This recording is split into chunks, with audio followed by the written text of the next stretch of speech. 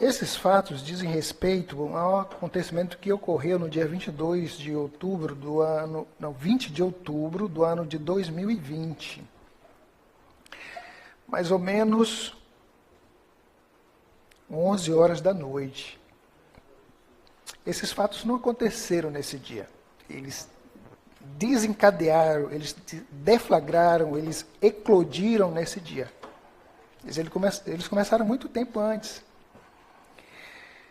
E essa questão que o Dr. Gerson falou, a questão relacionada a respeito, se ela existisse, não teria violência. Dentro da tua relação com a tua esposa, com o teu esposo, teu filho, teu vizinho, é só isso. É tão simples, é tão fácil. Mas quando a gente não dá atenção para uma coisa simples, para uma coisa fácil, ela desencadeia a morte. Eu tinha uma amiga, quando eu trabalhava aqui no Ministério Público, uma colega de trabalho, na verdade, que o pai dela sentia um certo desconforto no estômago dele, e aí ele antiácido. E o problema não passou, e ele foi tentando resolver do jeitinho dele, até que ele resolveu ir visitar um médico. Não passava aquela sensação de mal-estar. E o médico olhou, fez a biópsia, mandou fazer a biópsia, e o resultado. Aquela azia havia se transformado numa gastrite, depois em uma úlcera, e agora era estômago, e deram 6 meses de vida para o pai dela. E é interessante que 6 meses depois o pai dela realmente veio a óbito. Começou com uma azia. E ele não ligou. E culminou na morte dele. Então eu vejo assim que qualquer atitude nossa de desrespeito com o nosso corpo, a nossa mente, o nosso semelhante, qualquer um, pode desencadear a morte. E algumas vezes já me peguei perdendo a minha paciência e falando coisas e agindo de uma forma que eu me envergonhei, porque eu perdi o equilíbrio emocional, meu equilíbrio mental. Mas a gente sozinho não consegue se estressar. A gente precisa de um companheiro de estresse, um amigo de estresse, para estressar, agoniar. E fazer a gente deixar de ser humano e começar a ser bicho, se comportar como animal. Infelizmente, isso acontece porque nós, infelizmente, temos um negócio na nossa natureza que chama imperfeição. Todos somos. E se pisarem no meu pé, pode ser que eu reaja com um soco. Pode ser que eu reaja com dependendo do meu estágio emocional, espiritual, eu vou reagir de um jeito que, se eu, de fato, alcançar um patamar elevado, distante do nosso mundo carnal, e eu for um pouquinho mais espiritual, de repente pode chegar o dia que a pessoa pisa no meu calo e eu diga para ele, desculpa, coloquei meu pé debaixo do seu sapato. Mas é muito difícil, porque nós vivemos numa sociedade tão violenta, tão cheia de falta de compreensão. Está faltando isso. Olha, a sociedade japonesa e a sul-coreana são 2 sociedades que eu admiro muito.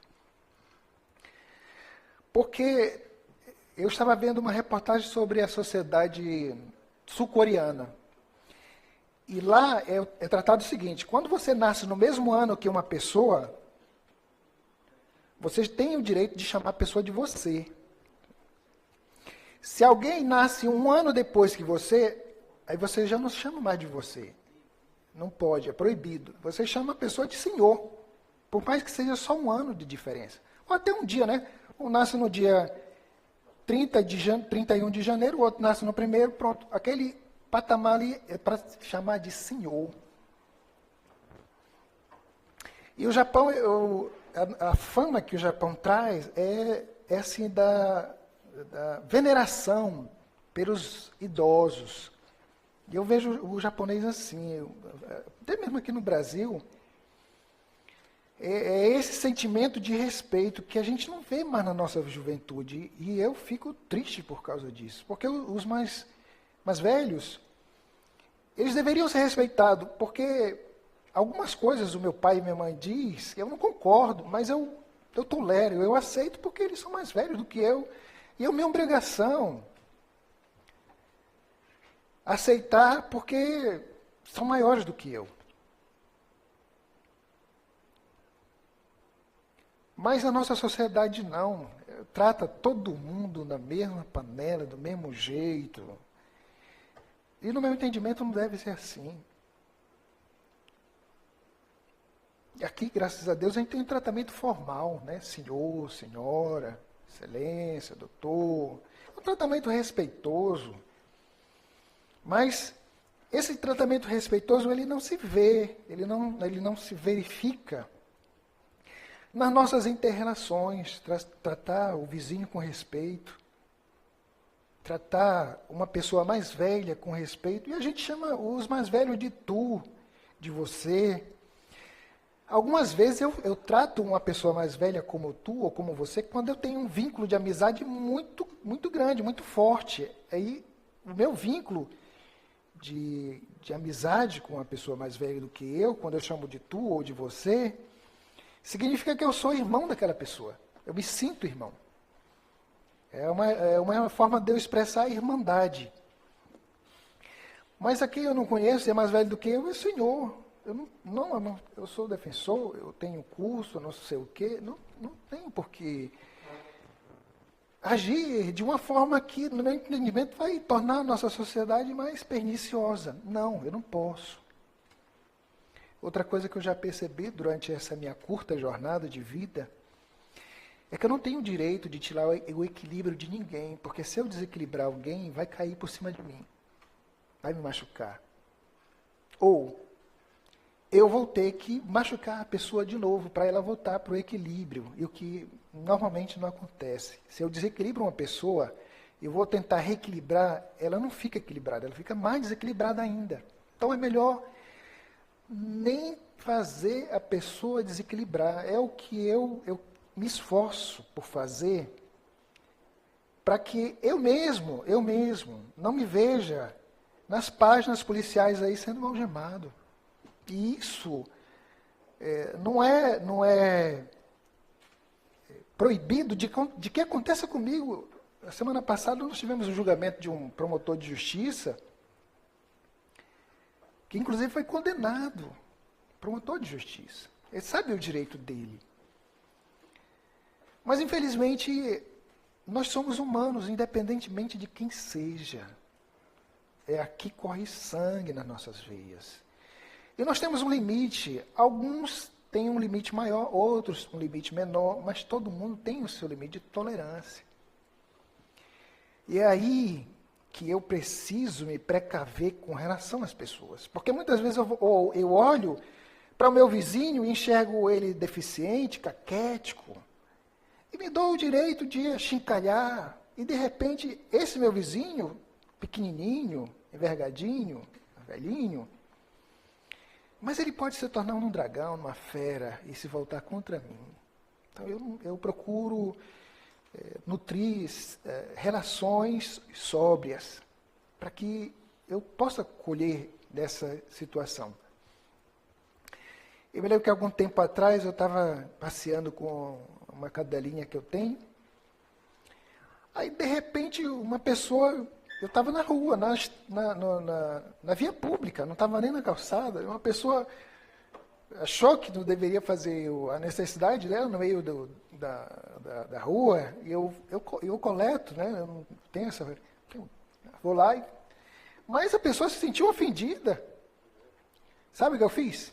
Peguei o cachorro, botei debaixo do braço. Eu vou perder meu tempo. Eu vou me sujar. Uma pessoa que vive no estresse, dentro de um ambiente infernal, e me convida para entrar no ritmo dele. Não vou, de jeito nenhum. Olha, Com relação a esses fatos que aconteceram com o seu Raimundo Tuna, no meu entendimento, quando eu li o processo, veio aqui falar o Fábio, que disse que viu, mas não viu. O Fábio só socorreu. Tem a dona Liege, que disse que viu, eu acho que viu. E tem o Gerson, que disse que viu, eu acho que viu. São 3 pessoas que melhor poderiam contar a respeito dessa situação. Mas quando eu assisti o depoimento do Fábio, ele conta, aí, se não é mulher, porque a mulher, ela percebe, ela vai assim nos detalhes. Você está falando uma coisa, a mulher já está indo lá para as intenções. A mulher é bom por causa disso. Os homens não, vai olhando. Eu olhei a primeira vez, assisti o vídeo do Fábio. Aí eu disse, não, tem alguma coisa errada com o depoimento dele. Não bate com o depoimento do Semer. Aí depois eu passei de novo. Aí, opa, aqui ele disse que não viu. Aí mais adiante, não, eu vi. Ué, mas você disse que não viu, você estava lá fora. Aí daqui a pouco ele vai sendo inquirido, e aí ele vai abrindo o jogo. Eu acho que ele não viu nada. Na verdade, ele só socorreu a pessoa do... Olha, eu vou pedir para você, para ser posto aqui o vídeo do Rafael, no minuto 9:45. Para o senhor ver. São 3, no mesmo rendimento. Além das 3 testemunhas que não prestaram depoimento com compromisso, com a verdade, depuseram também o Semer e o Tuna, 5 pessoas que também não depuseram com o compromisso de dizer a verdade. Os demais não viram. Eles não têm segurança e garantia de te trazer uma versão fidedigna. Então, aqui, o convencimento do jurado, ele se faz mais assim, pela questão do... Bom, eu acho que o Tuna estava falando a verdade. Eu acho que o Semer estava falando a verdade. Vai pelo achismo. Mas quando eu vou fazer... Eu vou trazer aqui o depoimento do Fábio, porque foi exibido. E o senhor pode... E a senhora pode tomar o depoimento dele para fazer o seu juízo de convicção, e eu me senti no direito de apontar os lugares onde eu entendo que, se o senhor for se sustentar no depoimento dele, que inclusive no início declarou que é amigo pessoal do Temer, do Semer, então o senhor está fazendo um juízo de valor parcial. Não é? Solta aí, Alexandre, 9:45.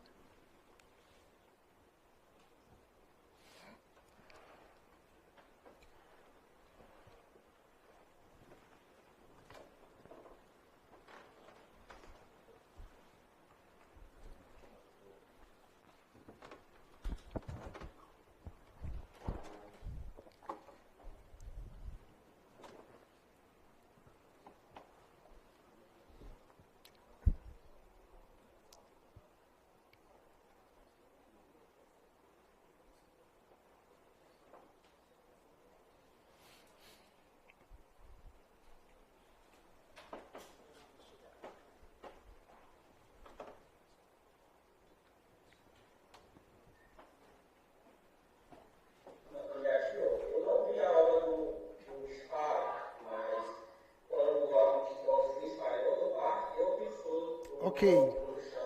Olha, Alexandre, repete, por favor.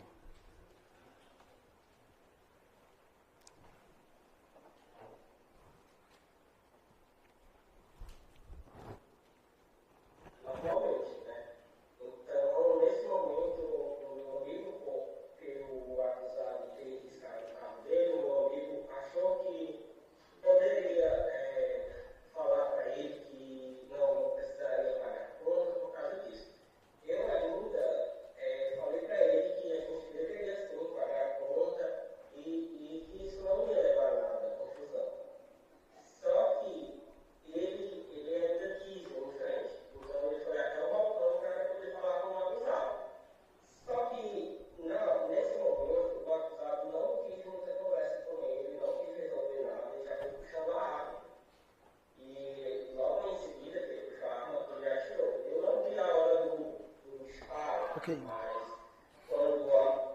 Olha, ele diz com palavras que ele mesmo reafirma aqui, ó.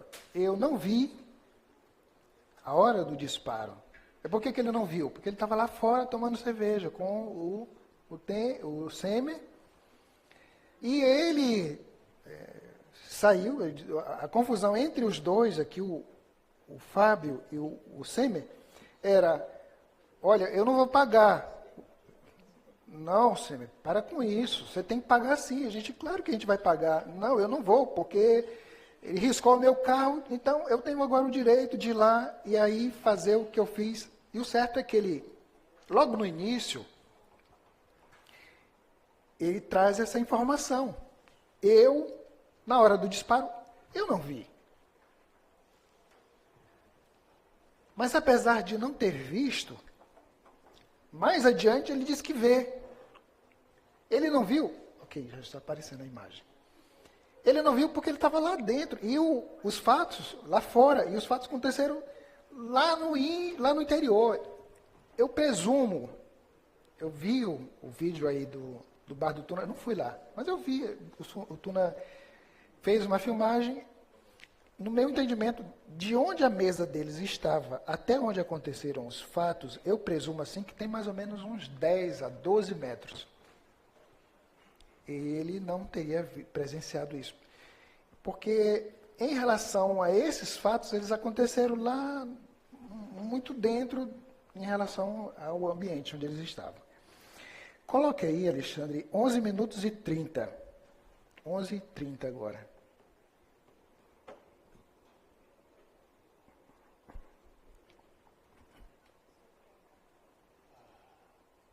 Se o Ceni chegou a...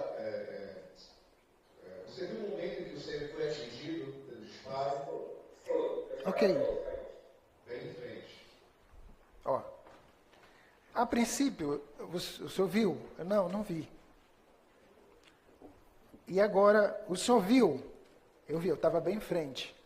Ele não estava em frente. Ele não viu as cenas que se travaram durante essa situação. E o só fato de ele apresentar, foi lá, eu marquei aqui, olha, 9 minutos e 45, ele diz uma coisa. Quando é 9 para 11, 2 minutos. 2 minutos. Então, assim, dava para manter um diálogo racional e um discurso coerente. Para que o senhor pudesse dizer, não, esse rapaz aqui mais ou menos falou a verdade. Vamos lá, Alexandre, agora para 12 minutos e 30. 12 e 30. Gravação, senhor. Entendi. Você viu se o Ceni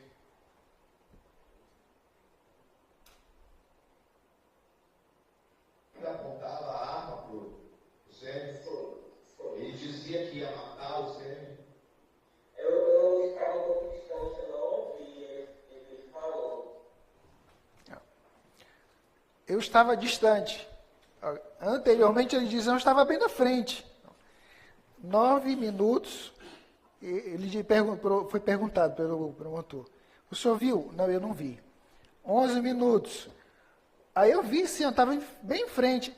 Aí agora, aos 12h30, o senhor conseguiu entender o que eles estavam? Não, eu estava distante. Eu não consegui. Não consegui.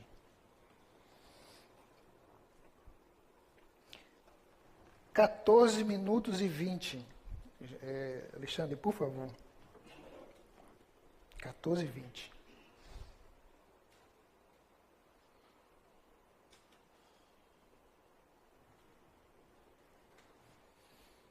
E qual era a distância que o Tuna estava do Ceni quando ele tentou o disparo?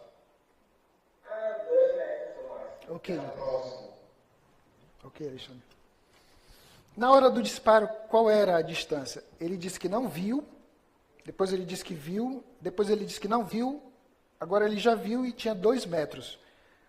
O Semer disse que eu botei a mão e ele tirou a arma do cós e disparou contra mim. Quanto de distância ele disse aqui? Mais ou menos 2 metros de distância. Pelo meu entendimento, isso aqui que ele falou, pelo menos eu acho que é verdade, essa questão da distância. Porque quando é tiro encostado, aí a pessoa fica com uma tatuagem aqui. Queima, acabou, é tatuagem, para sempre. Até 80 centímetros, fica uma tatuagem impressionante na pessoa.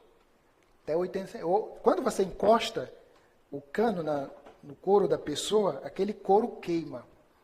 E quando é um pouquinho mais distante, até 80 centímetros, mais ou menos aqui, até 80 centímetros,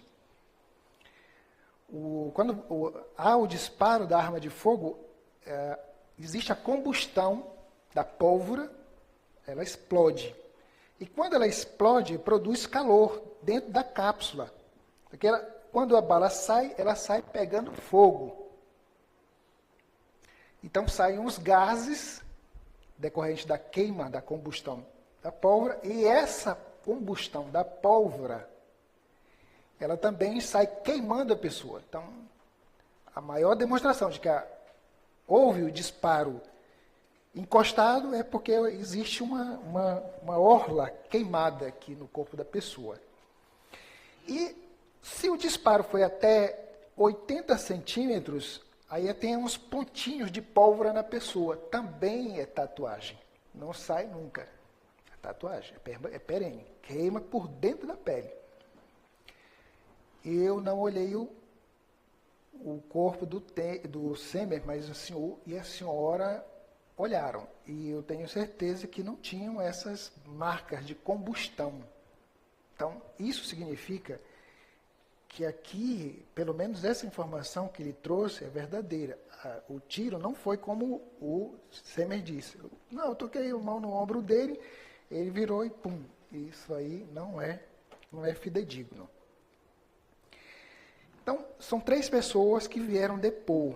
Olha, foi o Gerson, que o senhor escutou, inclusive perguntou aqui para ele. Foi o Fábio, que não viu. Tá? E também teve uma senhora chamada Liege.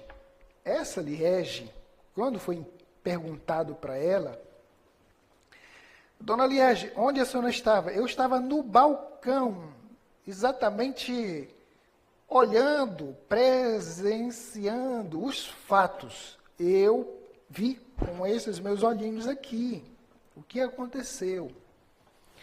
E eu vou pedir para que o Alexandre coloque aí, a Dona Liege, dando a versão dela do que teria acontecido, de 5 a 13 minutos e 20.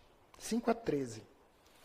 Eu pedi para colocar nos 5, porque nos 5 primeiros minutos é só quem é a senhora, onde a senhora trabalha, quanto tempo trabalha. Aí deixa eu vou logo para o 5 até 13.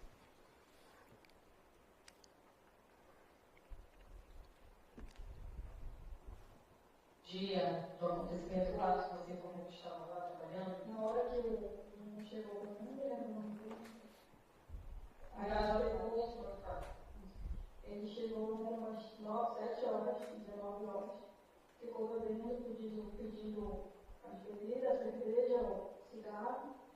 Aí depois, quando deu o turno, ainda não estava. Aí quando ele chegou, que teve uma discussão. durante, como você informou, ele começou a consumir, você lembra mais ou menos desse dia, qual a quantidade de bebida que ele consumiu? Não era uma grade, por exemplo. Porque não estava só ele bebendo, mais de 2 pessoas. Era mais ou menos uma grade, Desde o centro e cigarro. umas 4 carteiras que ele pediu. Tudo bem. Nesse dia, nesse momento que você informou agora aqui, quando o seu Raimundo não estava e que quando ele teria retornado, que começou a discussão. Você pode me falar mais ou menos como foi essa discussão?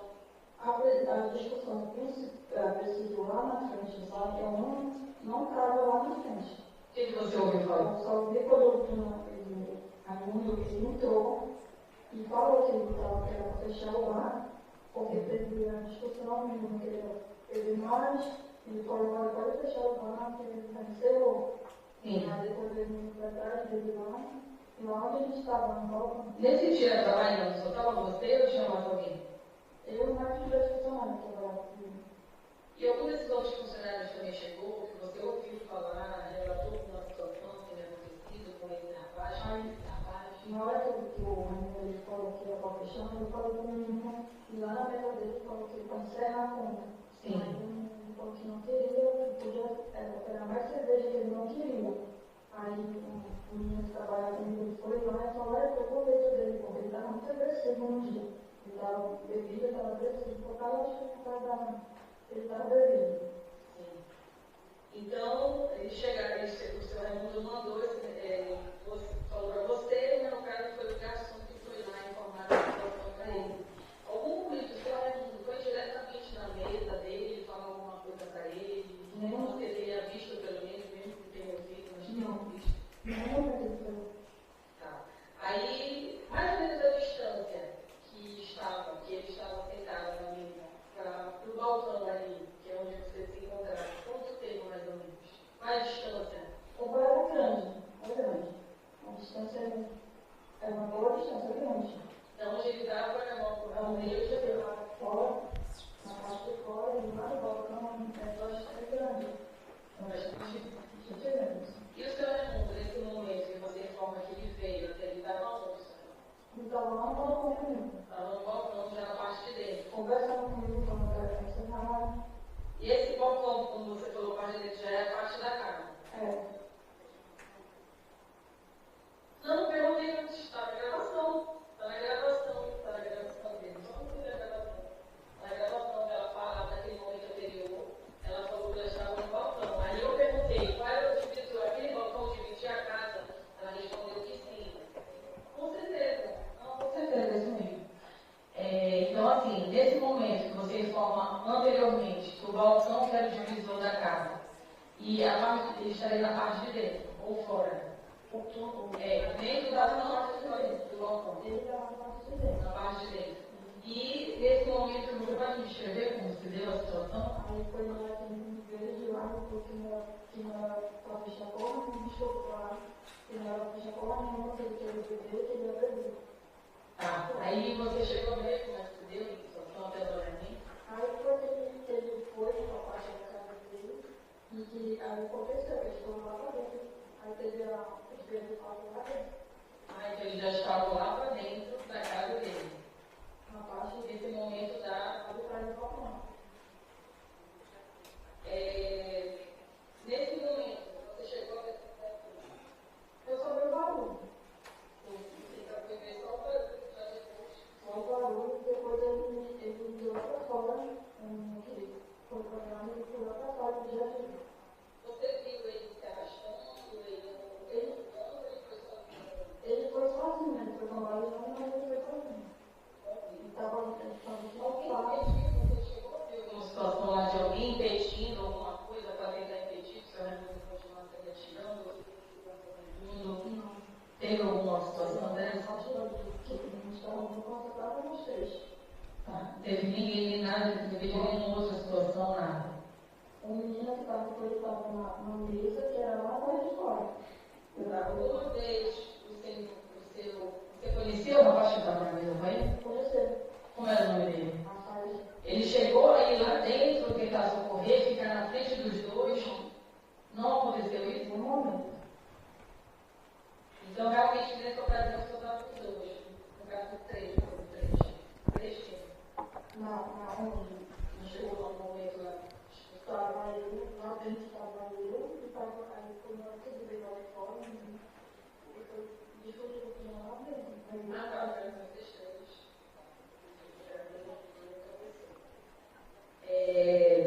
Então, ninguém impediu, né, que você formou.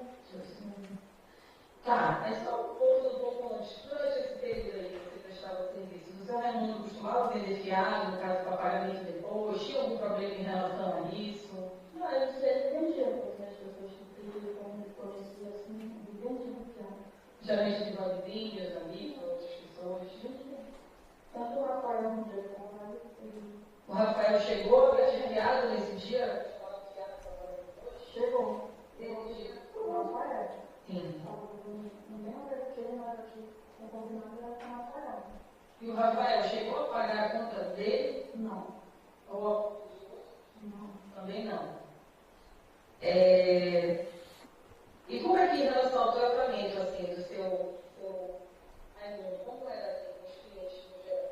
Todos os pós dele, você tratou bem os funcionários, sempre tratou a gente bem, né? Todo mundo. Você sabe dizer se você tinha conhecimento que eles tinham arma de fogo? Não.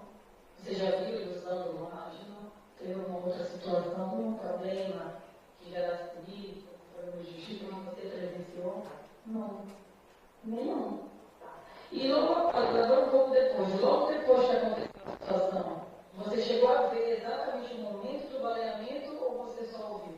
Eu ouvi, aí eu vi ele um menino, indo em direção à rua, pedindo ajuda Tá, tudo bem. Aí logo depois que isso aconteceu, o seu Raimundo continuou no local ou tentou fugir ou falou alguma coisa para você fazer? Ele pediu para eu ligar, para a polícia, eu liguei, mas eu estava muito nervosa, não falei com a polícia. Aí depois eu liguei e ele me falou. Então logo depois ele ainda pediu para você ligar para a polícia. No caso seria para o CIOP ou para o CIOP? Foi, não, sério. Aí eu liguei, só que eu não falei, quem falou foi ele. Aí você passou para ele o telefone, para que ele falasse. Tá, aí logo depois, você chegou a ver o momento que a polícia chegou lá? Cheguei, estava lá, então eu fui fechar lá, a gente fechou lá, porque não sabia que tudo aconteceu depois, né? Depois que aconteceu aí, realmente a gente não sabia o que aconteceu, a gente fechou lá, ficou lá. E ficou lá, porque ele tentou fugir ou disse que ia para algum lugar. Ficou no nada. Aí você viu a polícia chegando lá. Eu vi, aí eu fui junto com eles. Tá bom. Tem mais perguntas? Ok, Alexandre. Bom, o que a dona Liege fala em relação a esses fatos é que, realmente, como conta aí o Semer, que ele teria vindo de lá, segundo o entendimento dela, e confirmado pelo Gerson. O Gerson diz que parecia um dragão, um boi brabo, um negócio assim que ele fala para descrever o estado de ânimo do Semer. Porque duas situações. Foi pedido ou foi ordenado lá, olha, acabou, não vou mais atender ninguém, e também a pessoa estava se recusando a pagar, aí é que piora mesmo. Então, ele queria continuar bebendo, já tinha essa perlenga, e ele não queria pagar, inclusive confirmado pelo Fábio, que disse que, olha, não, a gente vai pagar sim. Não, não vai pagar não.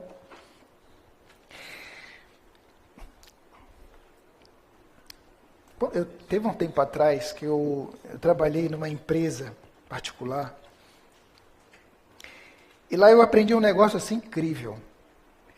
E é importante quando a gente aprende isso no nosso ambiente de trabalho.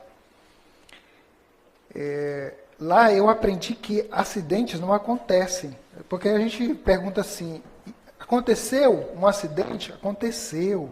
O que foi?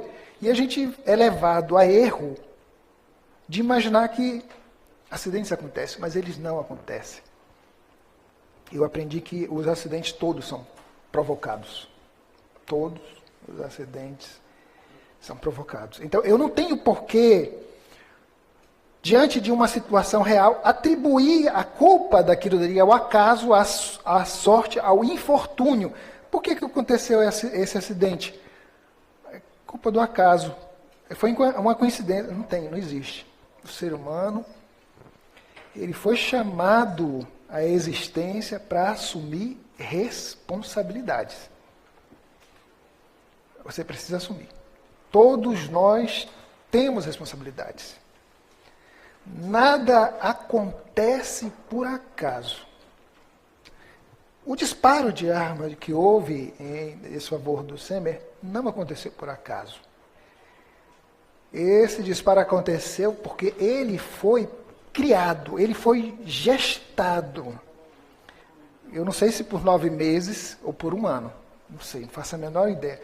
Mas esse disparo, esse entreveiro, ele não nasceu no dia 22 de outubro, não, 20 de outubro de 2020. Não nasceu. Ele nasceu, ele veio à luz, ele chegou à tona no dia 20 de outubro. Mas ele estava sendo gestado há muito tempo.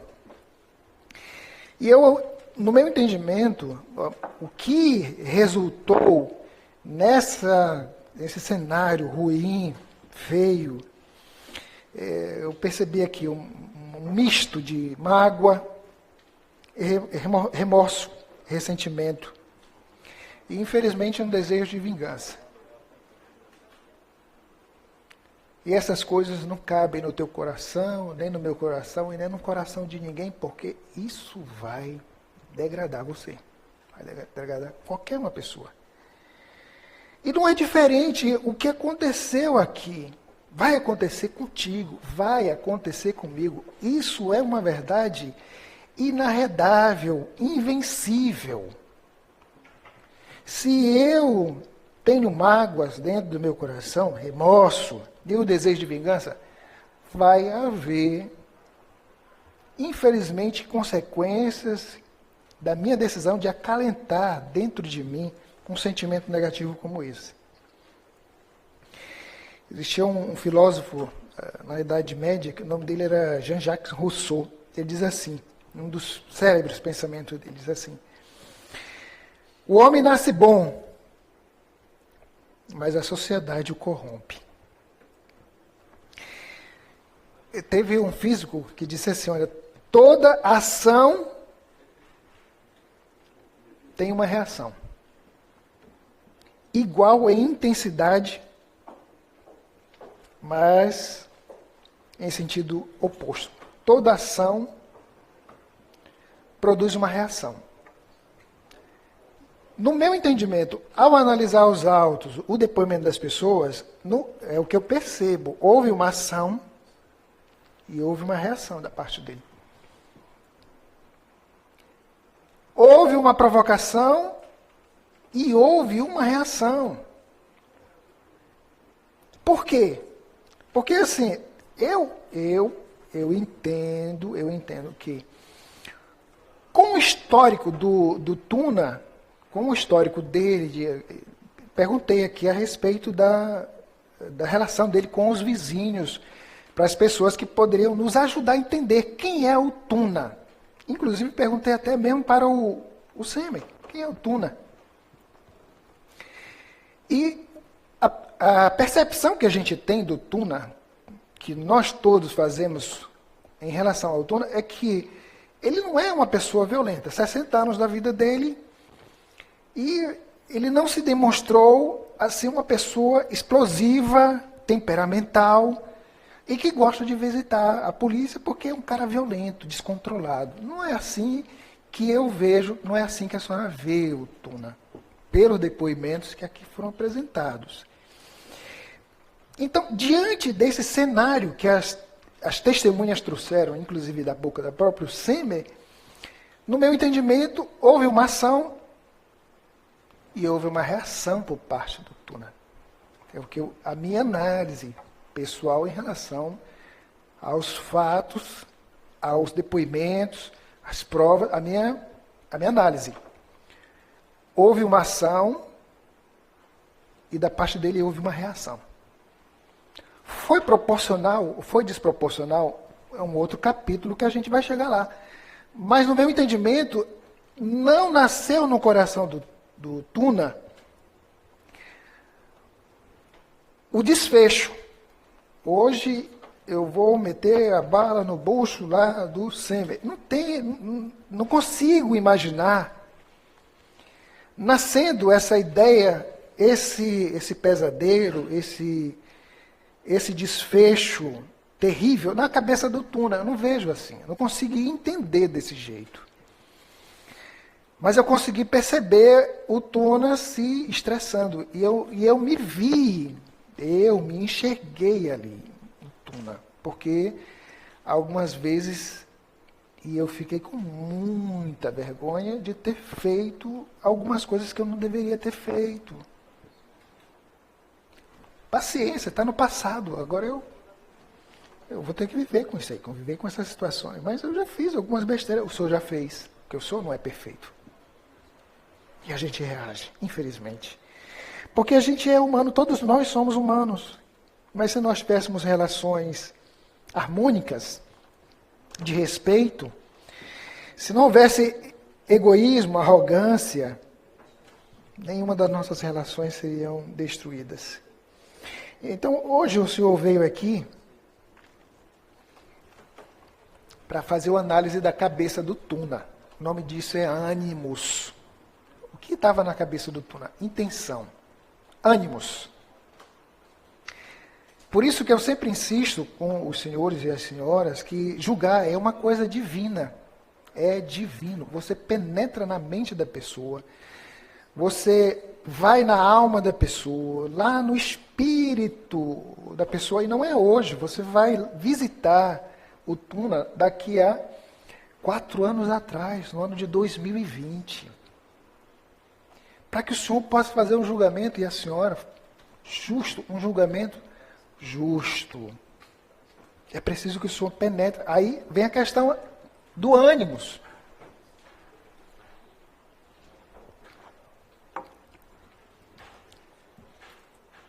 Alexandre, eu vou agradecer. Eu vou encerrar por aqui, porque meu tempo já está acabando.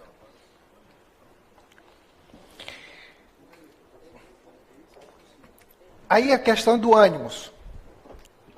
Raimundo Tuna tinha a intenção de dar tiros?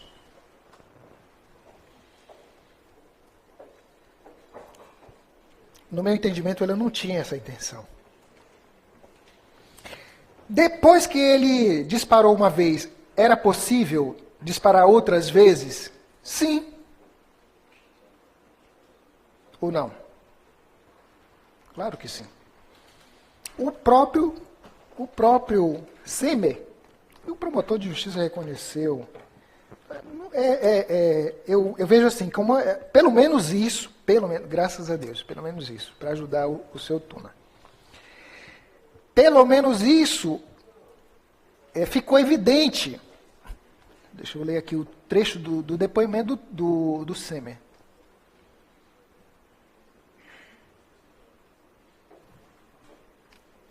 Olha aqui, que se Tuna quisesse ter matado o depoente, teria matado. Aí é aqui que eu entendo que a nossa justiça ela é draconiana. Eu vejo assim, é tipo assim, você pega um canhão para matar uma mosca, um míssil para detonar um mosquito. Eu entendo que por aqui, só pelo depoimento do tempo, e foi honesto, pelo menos essa parte. E nisso aqui eu reconheço que ele foi honesto. Que se Tuna quisesse ter matado o depoente, teria matado. Ou seja, aí eu pego aqui o Código Penal, artigo 15, e o artigo 15 fala de um tal de uma ponte de ouro, para te beneficiar, te ajudar. Está na lei. Ainda que eu tivesse a intenção de matar, mas ele não tinha. Olha só, o que diz a lei. Eu estou com vontade de matar. E dou a paulada, dou o tiro, dou a facada. Eu quero matar. Mas a lei diz assim, olha, tu começou? Comecei. A matar? Sim, é isso que eu quero. Para. Pelo amor de Deus, para. A lei diz assim, pelo amor de Deus, para onde você está. Porque se você parar, eu vou te dar uma sanção premial. Eu vou te dar um prêmio. Eu vou te dar um benefício. Olha aí. Aí está aqui, ó. Artigo 15 do Código Penal. Desistência voluntária ou arrependimento eficaz. A desistência acontece quando a pessoa começa, mas ela não termina. desistência. O arrependimento, ela começa, termina, mas aí, mesmo terminados os atos de execução, ela atua de uma forma que ela consegue reverter. Qualquer um dos dois serve para a lei. Para que se configure o que diz aqui o artigo 15. O agente que voluntariamente desiste de prosseguir na execução ou impede que o resultado se produza, só responde pelos atos já praticados. Ou seja, no meu entendimento, está aqui na lei, não deveria estar na mesa dos senhores. Porque está dito aqui, olha, o agente que voluntariamente desiste, e ele desistiu, o próprio Semer disse que ele desistiu, porque ele disse que virou as costas e saiu. E ele poderia ter disparado na costa dele, e não fez por quê? Desistiu. Se desistiu, por que não aplicou a lei? Eu não sei, sinceramente. São coisas assim que eu não aceito, eu não admito. De vir para, na mão dos jurados, um fato que a lei já beneficia de antemão. Ponte de ouro. Desistiu? Sim. Só queria matar? Eu queria. Parabéns para o senhor. Só responde pelos atos já praticados. Mas aí vai mais um pouquinho além, porque o Tuna disse o seguinte: nem vontade eu tinha de matar, eu estava com vontade de me defender. Pior ainda. Porque se a própria vítima, o próprio ofendido, disse que ele não queria matar, porque se ele quisesse, ele teria matado. Aí vem ele e disse: o senhor queria ter matado? Não, eu não queria, eu queria me defender. Está entendendo? Algumas coisas assim acontecem que eu olho e eu não consigo ver assim, uma evolução das nossas instituições de justiça no sentido de aplicar, por exemplo, uma outra coisa que eu me revolto muito, mas que aqui até os jurados votam e condenam, eu acho um absurdo, obtuso, ilegal. A lei, por exemplo, diz assim: se alguém te provocar e você reagir, você está se vingando. Eu te provoco, e você se vinga. Essa vingança, segundo a lei, é privilégio. Ela te beneficia. Você foi provocado? Foi. Você se vingou? Sim, eu me vinguei. É privilégio. Crime privilegiado. Diminui a tua pena. Mas as acusações que a gente vê aqui é o seguinte: olha, ele se vingou. É motivo torpe, é motivo fútil.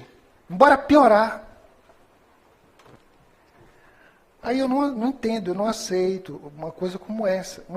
É absurdo, é obtuso, não consigo entender como é que a lei manda beneficiar. Aí o promotor chega aqui: bora piorar. Sim, seus promotores, mas o que diz a lei? É para melhorar. Não vamos melhorar não, vamos piorar. E o pessoal piora.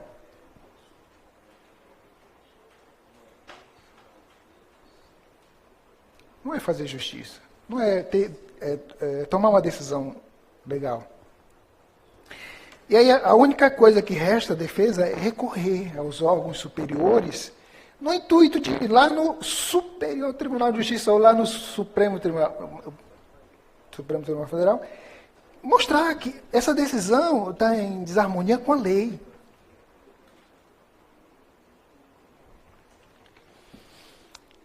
Perguntas que o senhor e a senhora precisam responder para poder decidir de forma justa e equilibrada.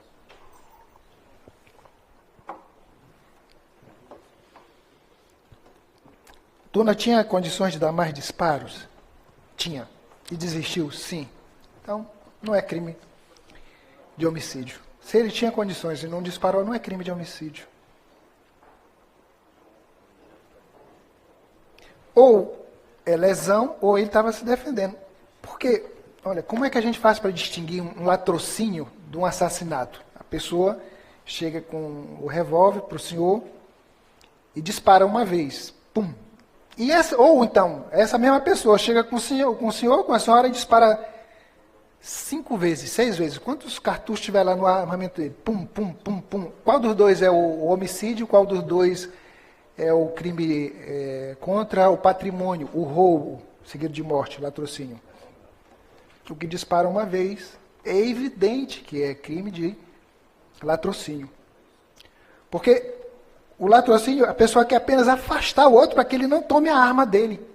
Se você for para cima da arma do bandido, você vai receber um disparo. Mas o bandido não caiu no chão. Ele não vai descarregar a arma porque ele não tem interesse na sua morte. A sua morte é acidental. O interesse dele é no seu patrimônio. Por isso que o senhor não vem aqui para julgar nenhum crime de latrocínio, porque o objeto jurídico de uma demanda dessa é outro, é patrimônio, é coisas, não é a vida. E aqui, no presente caso, duas coisas aqui. Ou o único tiro foi feito, o disparo único que foi feito, tinha o objetivo de realmente repelir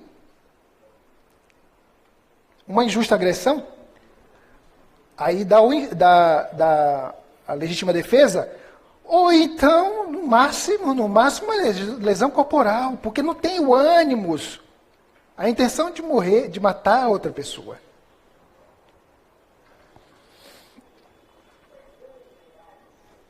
Foi perguntado para a Dona Liege, alguma pessoa interveio para tentar tirar a arma da mão dele? Não.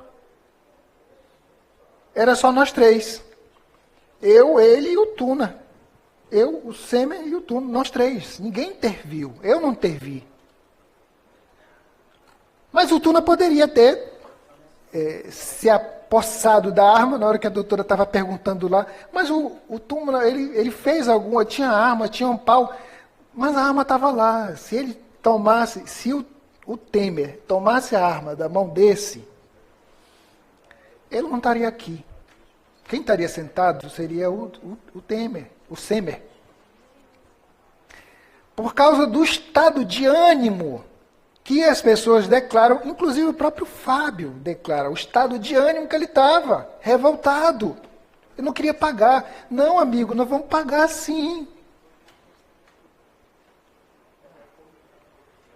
Se tu não tivesse perdido essa arma para o Semer, fatal, meu irmão.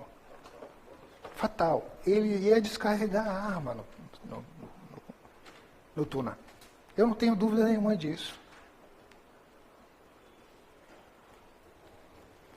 A tragédia seria pior.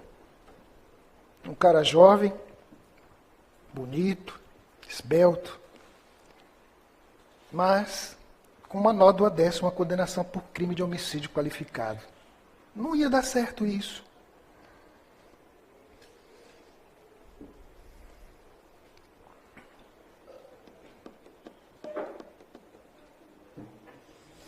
Tá aí, nós vamos agora julgar o seu Tuna, 63, 64 anos. 63. Nunca matou ninguém, nunca baleou ninguém, nunca furou ninguém, nunca bateu com a paulada na cabeça de ninguém. Antes dos fatos, nunca atentou contra nenhuma outra pessoa. Não tomou iniciativa da agressão. Houve a desistência voluntária. Inclusive o próprio Semer veio aqui para declarar isso.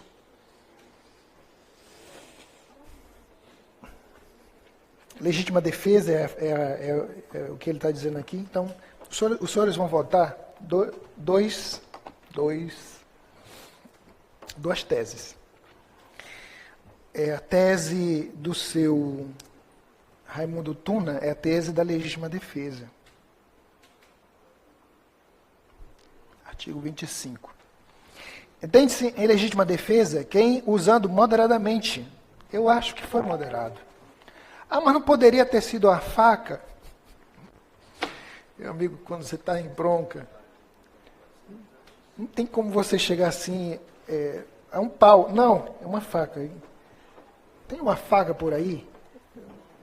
Um revólver? Não tem, você não escolhe. É hora de desespero. É pânico, é medo. É a primeira coisa que você acha na frente, você vai lançar a mão. É medo, é terror, é pânico. Então, no meu entendimento, por que foi moderado? Porque de 4 foi deflagrado 1. Poderia ter deflagrado 2, mas não houve a necessidade. Por quê? Porque o que ele queria conseguir, na primeira investida, ele conseguiu que afastar dele a agressão iminente. Veja aí. Entende-se em legítima defesa quem, usando moderadamente dos meios necessários, repele injusta agressão. Injusta agressão. Ele tinha razão de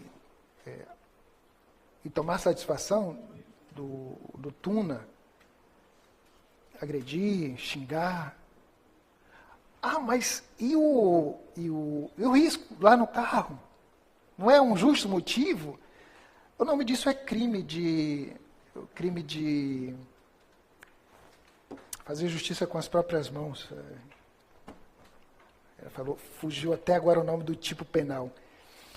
Então, se eu recebi o risco do carro e isso me dá o direito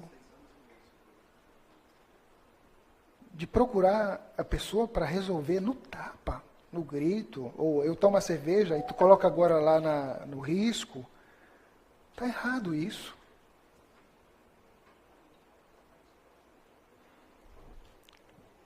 Olha, se o senhor tiver um problema como esse aí, flanelinha riscar o seu carro, alguém furar o seu pneu, por favor, não faça justiça com as próprias mãos. Procure os órgãos adequados. O ruim é que quando a gente procura os órgãos adequados, demora. É preciso. Para que a nossa sociedade não fique violenta como isso. Infelizmente, isso acontece.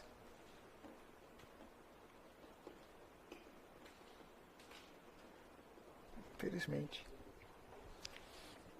Tese do seu Tuna. Considera-se em estado... Não, entende-se em legítima defesa quem, usando moderadamente os meios necessários, repele injusta agressão atual ou iminente a direito seu ou de outrem.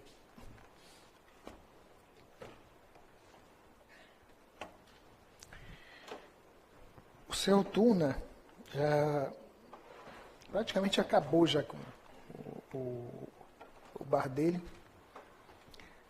A família está toda degolada. Eu tenho que pagar, até advogado eles pararam de pagar, deram, infelizmente não tiveram mais conta. As contas dele parece que já estavam atrasadas até, remédio, dinheiro para remédio já não tem mais. Ficou preso aqui um bom tempo, já usou pulseira por um bom tempo. Ou seja, a vida dos dois, depois disso aí, virou um inferno. Não foi só o Sêmen que ficou com a vida dele marcada, mas a vida do seu Tuna também. Com 28 anos, isso acontece com o Sêmen. E o seu Tuna com 60 anos de idade, depois de passar toda uma vida, agora que chegou ao ocaso, né? O cara está lá, né? Descendo a montanha, e acontece isso.